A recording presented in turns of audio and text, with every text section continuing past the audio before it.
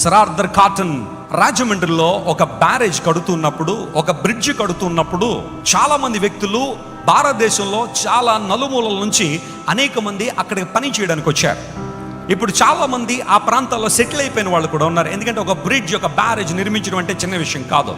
Sir Arthur cotton ఒక British architect అయినప్పటికీ కూడా అతడు రాజమండ్రి వచ్చి గోదావరి నది మీద చక్కని బ్రిడ్జ్ కట్టాడు.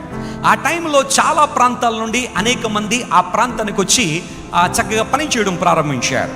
ఒక తండ్రి తన బిడ్డలందరినీ తీసుకుని గోదావరి నదీ తీరానికి వచ్చాడు.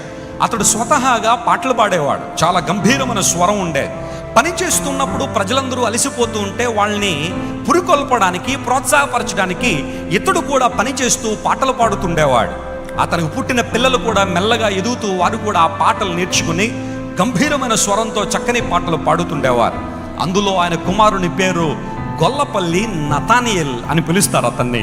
అతని కుమారుడైన గొల్లపల్లి నతానియేల్ ఒక మంచి రైటర్ అయ్యారు.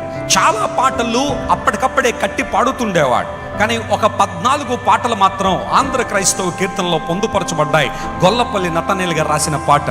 ఒకసారి తూర్పుగోదావరి జిల్లా ముర్రముళ్ళ అనే ప్రాంతంలో ఆయన సువార్త పర్యటిస్తున్నాడు. దేవుని ప్రేమను చెబుతూ ఉంటే అనేక మంది ఆయన చుట్టూ చేరి వస్త్రాలు చింపేసి చెప్పుల దండం మెడలో వేసి నడి రోడ్డు మీద కూర్చోబెట్టారు.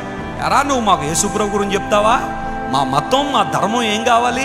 ఇప్పుడేదో కొత్త దేవుడిని తీసుకొచ్చి మాకు పరిచయం చేస్తున్నావు. ఏ ఒక్కడరా నీకు డబ్బులు ఇస్తుంది? ఏ బ్రిటిష్ వాడురా నిన్ను ప్రోత్సహిస్తుంది అని చాలా భయంకరంగా మాట్లాడి నడి రోడ్డు మీద ఎండలో చెప్పుల దండేసి ముర్రముళ్ళ అనే గ్రామంలో కూర్చోబెడితే గొల్లపల్లి నతానియేల్ బాధపడలా, ఇతరులను తిట్టలా, వారిని శపించలా. ఒక పాట రాశాడు ఆ టైంలో. దేవుని ప్రేమ ఇదిగో, నరులార భావంబునను తెలియరే, కేవలము నమ్ముకొనినా పరలోక భాగ్యంబు మనకబ్బునో. చెప్పుల దండలో మెడలో పడితే రాసే పాట ఇదేనా? ఏ ఒక్కరైనా అలా రాయగలరా? యేసయ్య నమ్ముకున్నవాడు రాయగలడు. దేవుని నామమున స్తోత్రం కలుగును గాక. That's the love we have in our hearts.